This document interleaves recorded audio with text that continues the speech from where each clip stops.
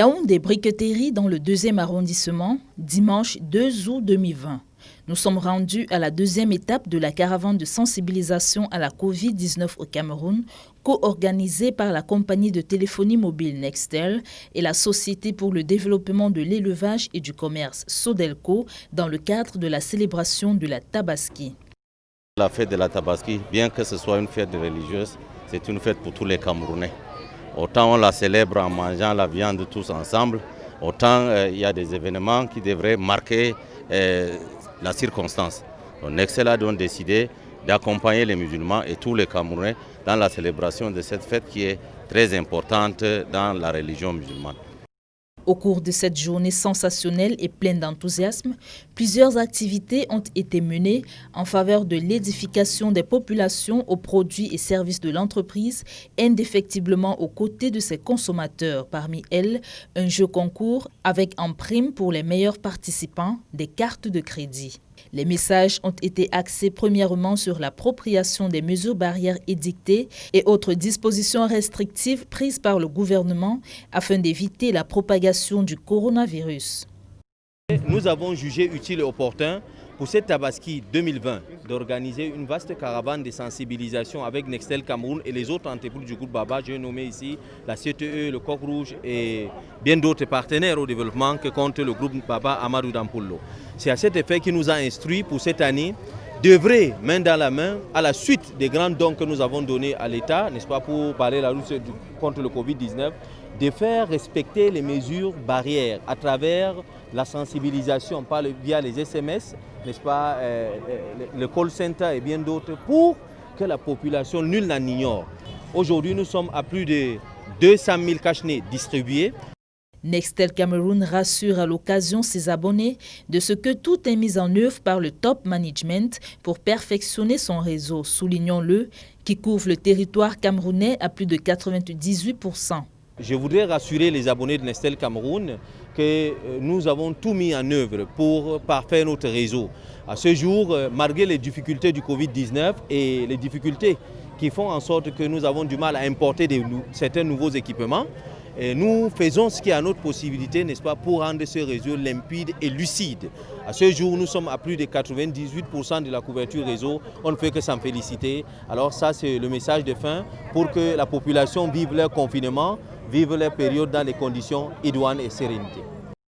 Le groupe Baba Dampollo, à travers cette caravane, vise à accompagner les pouvoirs publics dans la mise en œuvre des politiques de développement, mais également et surtout à attirer l'attention sur le principe du vivre ensemble, gage de la croissance. This pandemic of coronavirus, El Haj Baba Amadou Dampollo has instructed us on how to respect the rules given by the government and all the regulations in place. That's why you see we've used this feast of the Ramadan to celebrate Ramadan together with people who are not even with us, who are not amongst us. Like here you see in the Briqueterie neighborhood, it's not only Muslims that have been gathered here. So he's promoting the living together, which has been excelled by the head of state, His Excellency Paul Biya. We are very satisfied to see the mobilization of the people we have had here today. It signifies that Sodelco is working every day, is not sleeping, even due to the pandemic of COVID-19. La caravane Nextel Sodelco Barka da Sala et lutte contre la Covid-19 a été lancée le 1er août dans la région de l'Ouest et s'achève le 4 dans le littoral.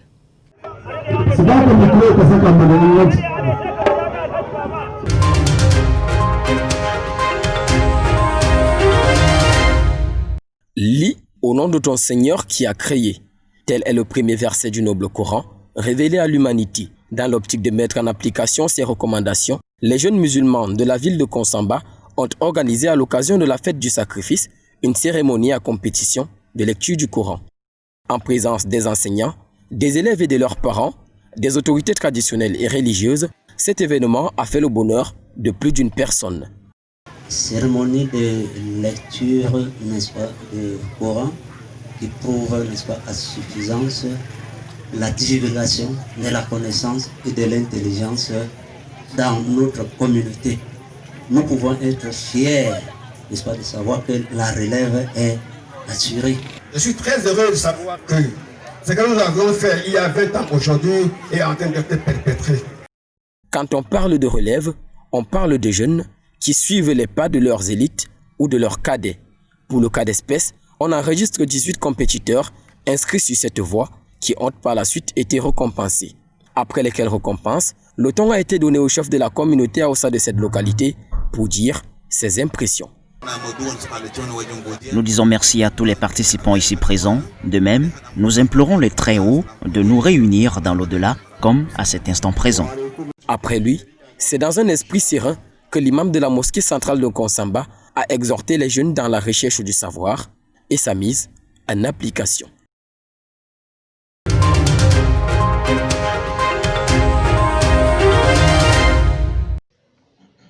La mosquée de Ndawara a fait le plein d'œuvre le 31 juillet à la célébration de la fête du sacrifice. Les musulmans venant de toutes parts sont venus magnifier Allah pour cet acte symbolique d'Abraham qui a offert le bélier en holocauste à la place de son fils pour la gloire d'Allah. Les hommes devant, les femmes et les enfants derrière, comme dans la tradition musulmane. Le richissime homme d'affaires El Hadj Amadou Dampulo et d'autres hautes personnalités ont voulu commémorer avec les siens l'Aïd El-Kébir. La fête du mouton en Ndawara, c'est aussi un moment de retrouvailles, mais aussi de partage entre les fidèles musulmans. Le mouton étant au cœur de la célébration, de très bons candidats en somme qui optent pour la Fédération sociale des sports de la bouche. En tout cas, l'homme n'a-t-il pas le droit de vivre sa vie comme le lui impose son ventre, encore que c'est la fête? Elle est plutôt belle.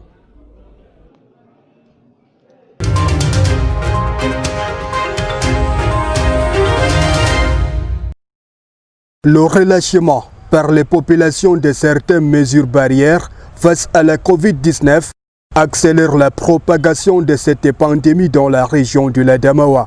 Le constat est clair. Le port du masque n'est plus systématique. Devant les commerces et certains services publics, les dispositifs de lavage des mains existent encore, mais sans savon. La plupart ne sont pas approvisionnés en eau. Dans le lieu de rassemblement, la distanciation physique a foutu le camp. Face à cette situation, le patron de la région tire une sonnette d'alarme et prescrit l'intensification de la sensibilisation incluant chefs traditionnels, élus locaux et leaders d'associations. La répression est aussi envisagée. Si on n'impose pas une amende aux citoyens par rapport à l'inobservation des mesures, il va de soi que notre lutte ne va pas porter de fruits. Alors moi, nous avons souhaité que des mesures de contrainte soient élaborées. En date du 29 juillet 2020, la cellule régionale de veille sanitaire situe à 188 le nombre de personnes testées positives, parmi lesquelles l'on dénombre 89 guérisons, 4 décès et 95 cas actifs. Pour freiner la progression de la maladie, les responsables de la santé optent pour la stratégie avancée.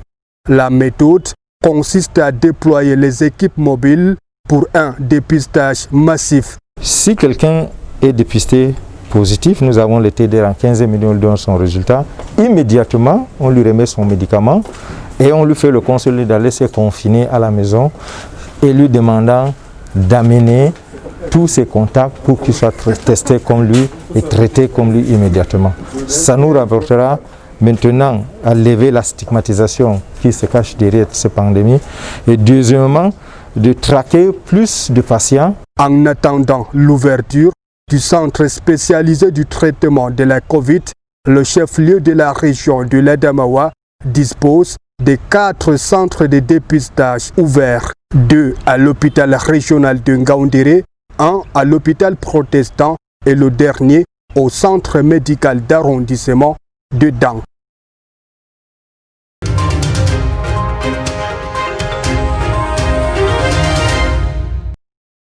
Le riz de orca a-t-il cuit loin des marmites des citoyens camerounais? La question n'est pas encore tranchée.